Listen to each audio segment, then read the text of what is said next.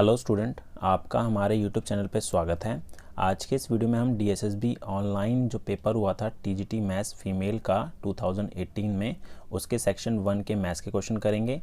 ये इसका पार्ट 2 है। इससे पहले हम पार्ट 1 में 1 से लेकर 10 तक के क्वेश्चन कर चुके हैं। तो आइए स्टार्ट करते हैं आगे क्वेश्चन।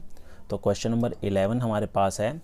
इसमें बोला गया है the cost price of an article A is 25% more than the cost price of article B.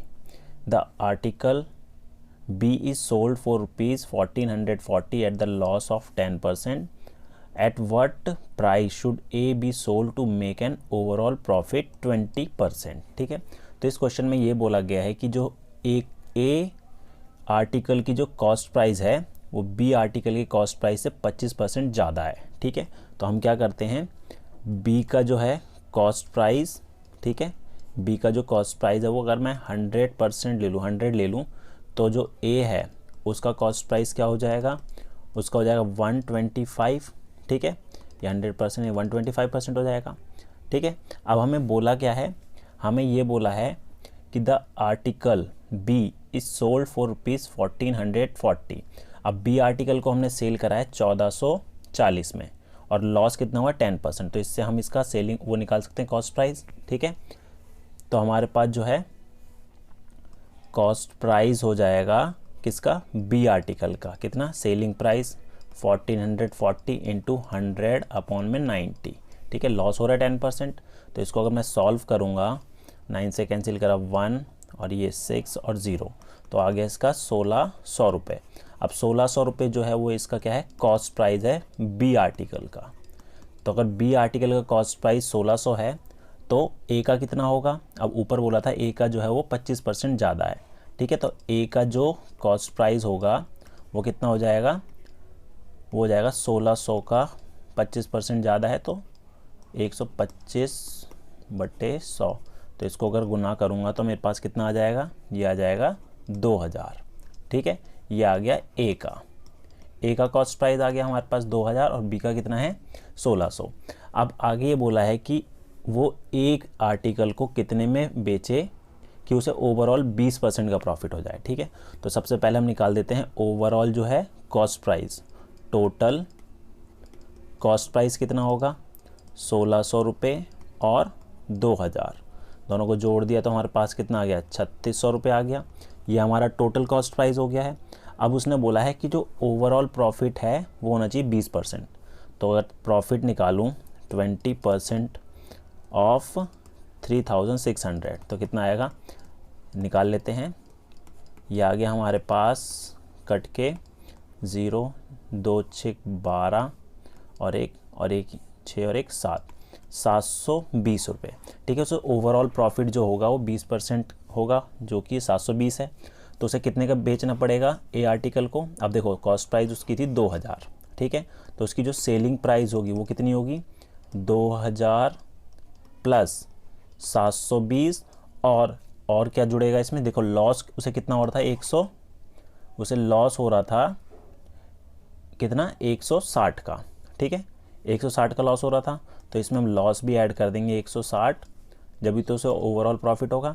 ठीक है, तो इसे बेचना कितने में पड़ेगा, इसे बेचना पड़ेगा 2880, 2880 में अगर वो ए आर्टिकल को बेचता है तो उसे ओवरऑल 20% का प्रॉफिट होगा। ठीक है, अगला क्वेश्चन देखते हैं।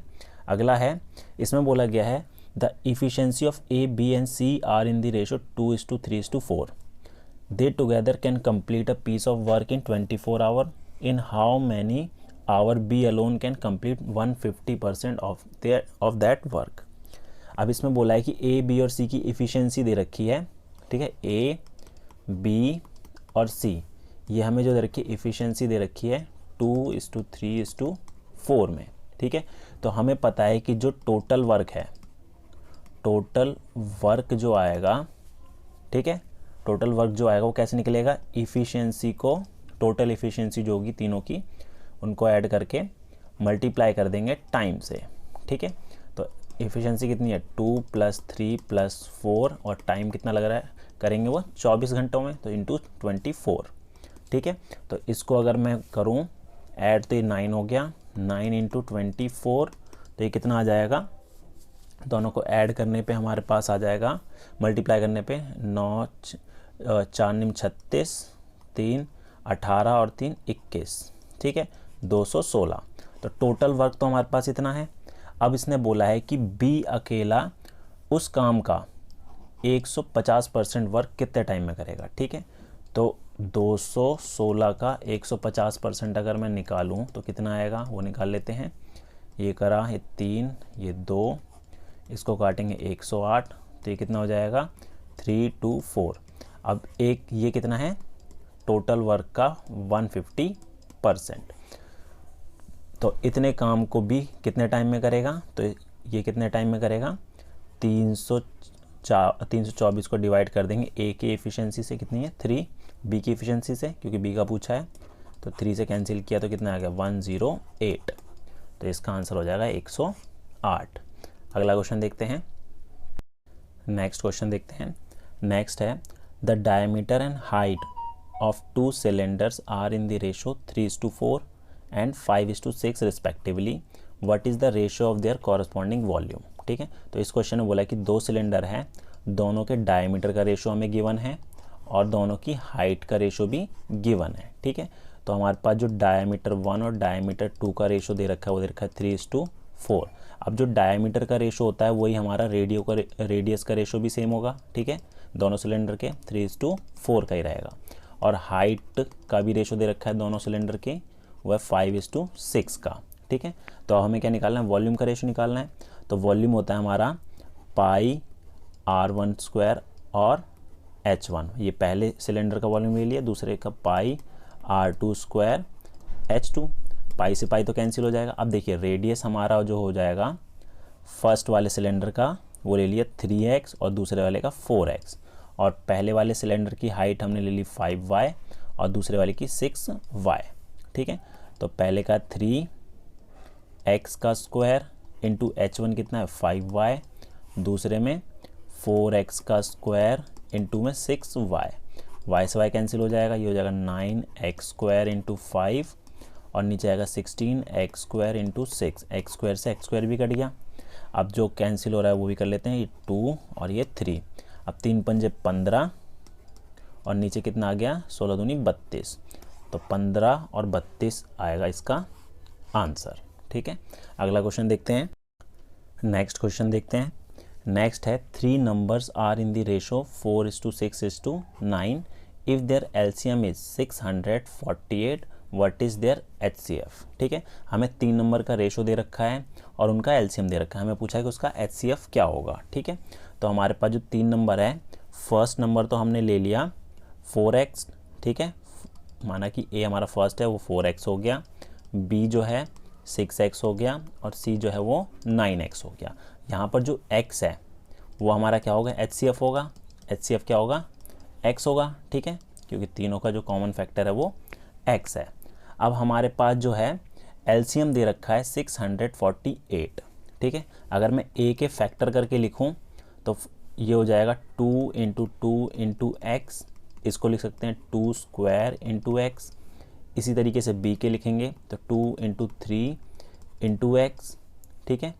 और c के लिखेंगे तो आएगा 3 इंटू 3 इंटू एक्स, इसको लिख सकते हैं 3 का स्क्वायर इंटू एक्स, ठीक है। तो एलसीएम कैसे निकालते थे, अब इसमें जो है x तो कॉमन आ रहा है तो x आ गया, ठीक है। अब 2 की पावर 2 हाईएस्ट है यहाँ पर तीनों के फैक्टर में, ठीक है, तो 2 की पावर 2 ले लिया और हाईएस्ट आ रहा है 3 की पावर 2, ये आ गया, ठीक है। तो ये हमारा एलसीएम के इक्वल होता है और एलसीएम हमें कितना दे रखा था 648। तो इसको सॉल्व कर लेते हैं, ठीक है। इसको अगर मैं सॉल्व करूँगा तो कितना आएगा x इक्वल टू आएगा 648 अपॉन में 4 इंटू 9, ठीक है। तो इसको कैंसिल करा 9 7 63, 9 दूनी 18, 4 से कैंसिल करा 4 एकम 4, 4 8 32। तो इसका जो करेक्ट आंसर हो जाएगा वो आएगा 18 हमारा क्या होगा एचसीएफ होगा, ठीक है। एचसीएफ कितना हो जाएगा 18। अगला क्वेश्चन देखते हैं। अगला है what will be the amount on 8000 for 3 year if the rate of interest for first year is 4% per annum and increase every year by 50%, ठीक है। तो इस क्वेश्चन में बोला है कि जो अमाउंट है हमारे यहाँ पर दे रखा है 8000 रुपये ठीक है, 3 साल के लिए। तो उस पर जो रेट ऑफ इंटरेस्ट लगता है वो 4% लगता है पहले साल में, और हर साल जो है वो 50% इंक्रीज़ हो जाता है। तो बताना है कि कितना अमाउंट हो जाएगा, ठीक है, 3 साल के बाद। तो यहाँ पर जो हमारे पास दे रखा है 8,000, ठीक है। फर्स्ट ईयर लगेगा हमारा कितना, 4%, तो 104 बटे में 100। अब बोला है दूसरे साल जो है उसका 50% इंक्रीज़ हो जाएगा। तो 4 का अगर मैं 50% निकालूँ, ठीक है, 4 के 50% अगर मैं निकाल दूँ तो हमारे पास कितना आएगा, 2 आएगा, ठीक है। तो 6 में 2 जोड़ा तो 2 में 4 जोड़ दिया तो 6 हो जाएगा। तो 106 बटे में 100। अब क्या है, 6% था, 6% का 50% 3 हो जाएगा, तो ये कितना हो जाएगा, 9 हो जाएगा। तो अगले में हो जाएगा 109 बटे में 100। और इसको अगर हम सॉल्व करेंगे, ठीक है, इसको अगर हम सॉल्व करेंगे तो हमारे पास जो आंसर आएगा वो कितना आएगा, 9613 अप्रॉक्स में, ठीक है। ये कितना आ जाएगा, 9613 अप्रॉक्स, मल्टीप्लाई करके डिवाइड कर देंगे तो, ठीक है। अगला क्वेश्चन देखते हैं। अगला है the sides of a triangle are 13, 14, 15, what is the altitude corresponding to the large side. अब इसमें बोला है कि एक ट्राइंगल दे रखा है, ठीक है, ये है 13, 14 और ये 15 सेंटीमीटर का। तो हमें बताना है कि अगर मैं लार्ज साइड से यहाँ पे एक ऑल्टीट्यूड ड्रॉ करूँ तो उसकी लेंथ कितनी होगी, ठीक है। तो सबसे पहले हमें इसका एरिया निकालना पड़ेगा ट्राइंगल का, और वो निकालेंगे हीरोन्स फार्मूले से, ठीक है। तो एरिया ऑफ ट्राइंगल जो होता है हीरोन्स फार्मूले वो होता है एस, एस माइनस ए, एस माइनस बी और एस माइनस सी, ठीक है। तो एस निकाल लेते हैं, 13 + 14 + 15 अपॉन 2, तो ये कितना आ जाएगा, 42 बटे 2, 21 आ गया, ठीक। तो हम अगर हीरोन्स फार्मूला अप्लाई करेंगे तो हमारा जो एरिया ऑफ ट्राइंगल आएगा, ठीक है, हीरोन्स फार्मूला अप्लाई करने के बाद जो एरिया ऑफ ट्राइंगल आएगा वो आएगा 84 सेंटीमीटर स्क्वायर। अब हमें पता लग गया कि इस ट्राइंगल का एरिया ये है, ठीक है। तो अब पूछा है कि इसकी जो हाइट ऑल्टीट्यूड है लार्जेस्ट साइड पर अगर हम डालते हैं ऑल्टीट्यूड तो इसकी लेंथ कितनी होगी, ठीक है। तो हमारा जो एरिया ऑफ ट्राइंगल तो ये भी होता है हाफ बेस इंटू हाइट, ठीक है, और एरिया ऑफ ट्राइंगल दे रखा है। तो इस बार जो बेस है हम वो 15 ले लेंगे और हाइट हमें निकालनी है, ठीक है। तो इसको सॉल्व कर लेते हैं। तो हमारा h इक्वल टू आएगा 84 × 2 अपॉन में 15, ठीक है। इसको कैंसिल करा 3 से तो ये हो जाएगा कितना, 5, और ये हो जाएगा 2 और 8। अब इनको मल्टीप्लाई करेंगे तो कितना आएगा, h इक्वल टू आ गया 56 अपॉन में 5, इसे कैंसिल आउट करा 1, 1.2, 11.2 इज़ दी करेक्ट आंसर, ठीक है। अगला क्वेश्चन देखते हैं। नेक्स्ट क्वेश्चन है study the table below above the number of students from the various school playing various games, answer the following 3 questions, ठीक है। तो यहाँ पर हमें एक टेबल दी गई है जिसमें स्कूल दिए गए हैं और गेम्स दिए गए हैं कि और बताया गया है कि किस स्कूल में कौन से गेम कितने स्टूडेंट खेलते हैं, ठीक है।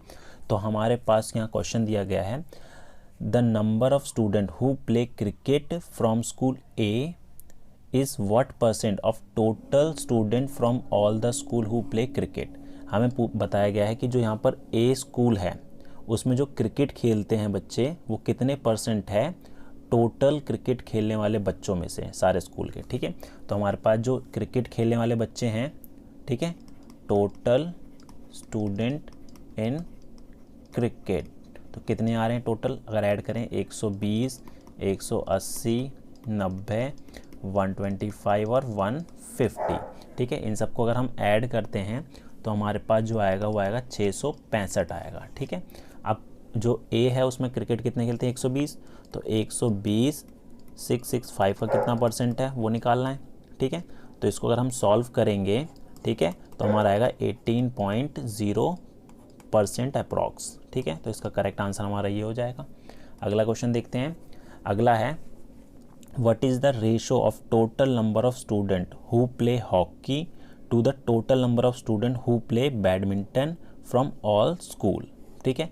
हमें यहाँ पे रेशो पूछा गया है किससे, total number of student who play hockey, hockey हमारे पास ये है, ठीक है। तो यहाँ पर हमें ये सारे ऐड करने पड़ेंगे हॉकी वाले, ठीक है। और उसके बाद to the total number of student who play badminton, और बैडमिंटन के भी स्टूडेंट को हमें ऐड करना पड़ेगा, ठीक है।